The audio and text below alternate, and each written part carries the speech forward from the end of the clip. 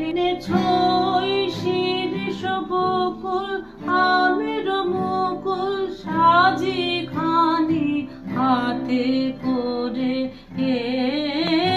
এনেছই শিরিষ বকুল